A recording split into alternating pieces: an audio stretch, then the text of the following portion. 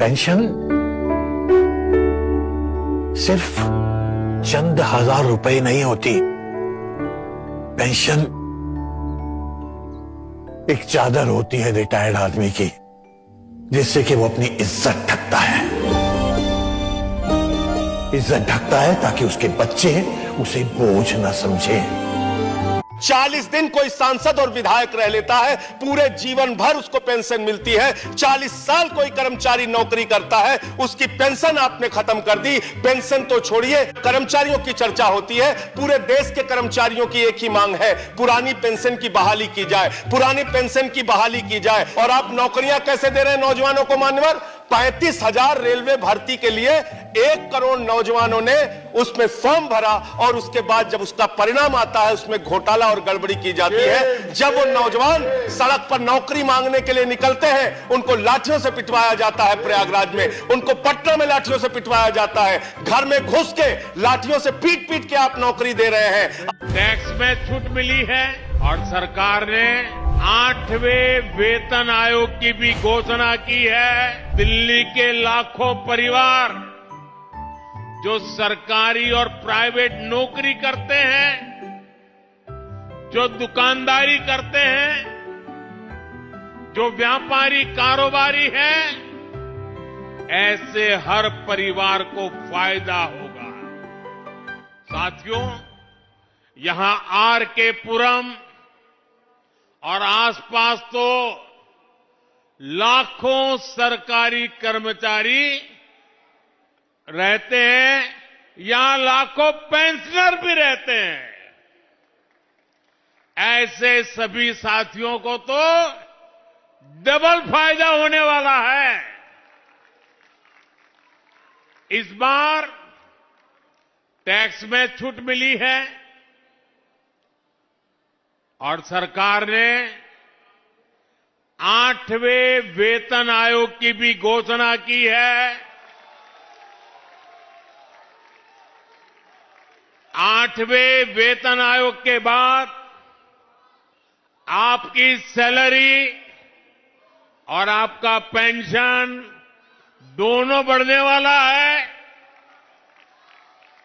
Middle class की aspirations को समझने वाली सरकार, उनके सपनों को समझने वाली सरकार ऐसे ही फैसले लेती है।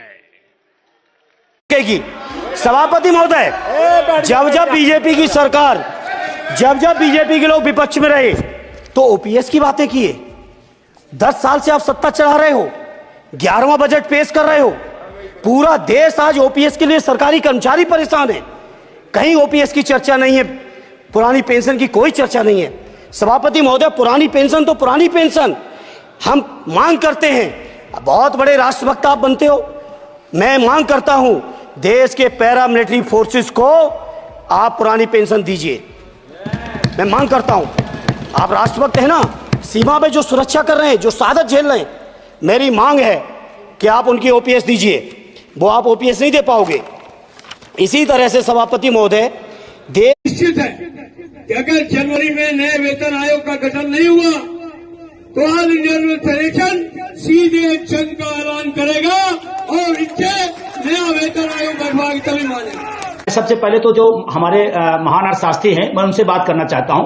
कोरोना का वो दौर सबने देखा है और उस समय वही कर्मचारी, वही सफाई कर्मचारी, वही नर्स, वही डॉक्टर, वही ट्रैकमैन, वही रेलवे का कर्मचारी, वही नर्स और डॉक्टर पूरे देश को, समाज को बचाने का काम किया। अभी इन्होंने एक प्रश्न उठाया, कोई स्पेशल क्यों है? कोरोना के समय में क्या एक भी प्राइवेट सेक्टर का कोई आदमी अस्पतालों में क्या दिखाई पड़ा? वही सरकारी कर्मचारी आपका ये वैक्सीन ले गया, वही दवाएं ले गया, वही आपकी वैक्सीन दिलाया। आप स्पेशल कर रहे हैं एक मिनट सर, और आप स्पेशल की बात कर रहे हैं। आप कर्मचारियों पे स्पेशल की बात उठा दिया, आपने राजनेताओं पे कभी उठाया?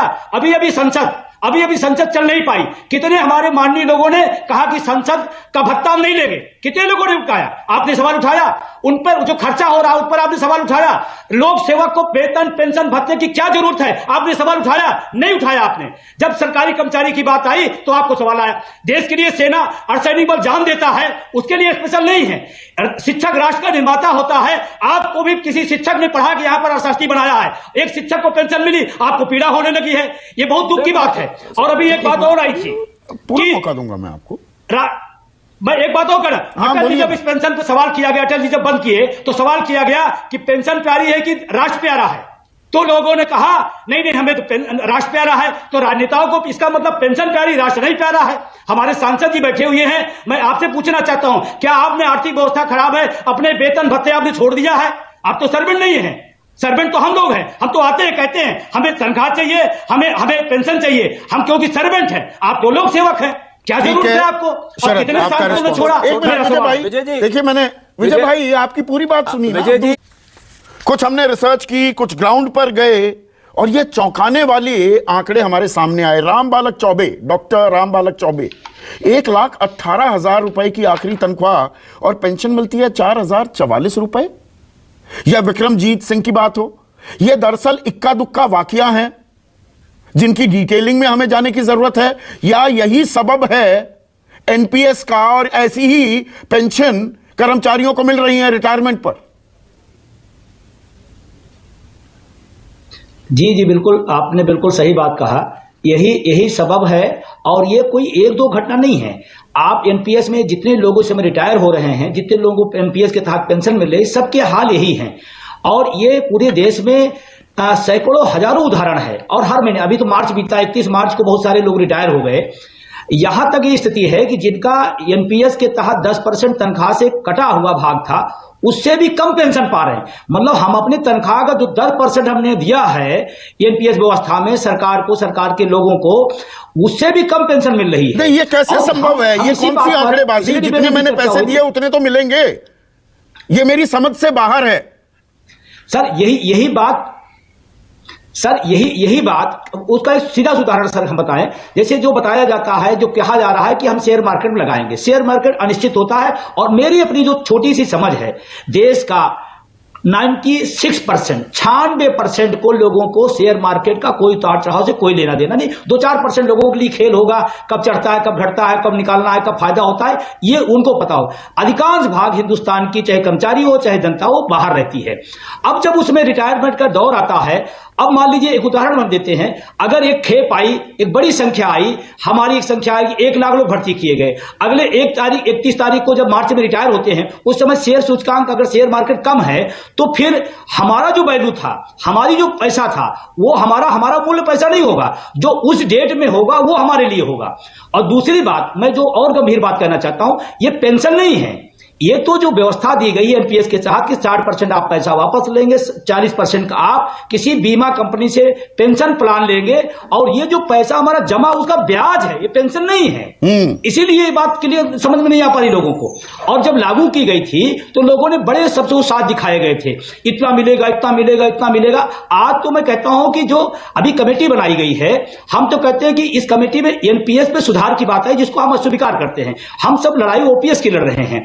और अगर कमेटी बनी तो ईमानदारी से एक दिशा में मैं उससे कहूंगा कि जो लोगों को पेंशन इस समय मिल चुकी है एनपीएस के तहत, उन पे ग्राउंड पे जाएं, जैसे आप गए, आप उस पर जाकर सर्वे करें, फिर 4400 फिर 26 रुपए में क्या उस व्यक्ति का जीवन यापन हो पाएगा?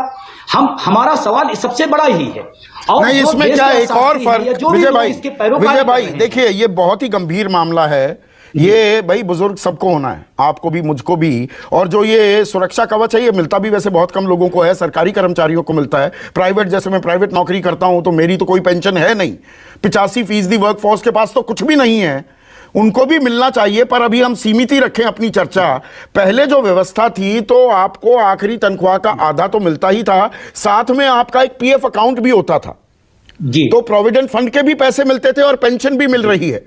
यहां ना तो प्रोविडेंट फंड है, वो दरअसल 60% रकम जो आप निकाल सकते हैं वो एक बार निकाल ली, उसके बाद पेंशन के नाम पर यह पैसा बच गया। यही व्यवस्था है। जी बिल्कुल। और अभी आपने एक बहुत अच्छा मैं अभी अमर आपके पास आ रहा हूं, आप मना कर रहे हैं। कर्मचारी के लिए बहुत बड़ा वो सम्मान और सम्मान का सवाल हुआ करता था। जीपीएफ की व्यवस्था बंद कर दी गई, प्लस हमारे तनख्वाह का 10% जा रहा है, मतलब मेरा वेतन भी कम हो गया। एनपीएस में 10% मेरा पैसा जा रहा है। नहीं, वो तो पहले भी जाता था ना। लोग लगा रहे हैं, कौन लोग खेल रहे हैं मुझे नहीं पता है। हाँ। नो, जो पुरानी पेंशन व्यवस्था थी वो जीपीएफ हमारा पैसा हुआ करता था। हाँ। हमें उसे बाद में रिटायर के समय वापस हमें मिल जाया करता था, और ये पैसा नहीं करता था पुरानी पेंशन व्यवस्था में। नई में तो हमारी तनख्वाह भी कम हो गई, हमारा पैसा भी गया, और हमारा पैसा डूब भी जा रहा है। और एक अभी आपने ने कहा 1,18,000 पर 4,044 रुपये ये पेंशन है। इसको पेंशन कैसे कह सकते हैं? इंटरजेक्ट कर रहे थे डॉक्टर अमर पटेल।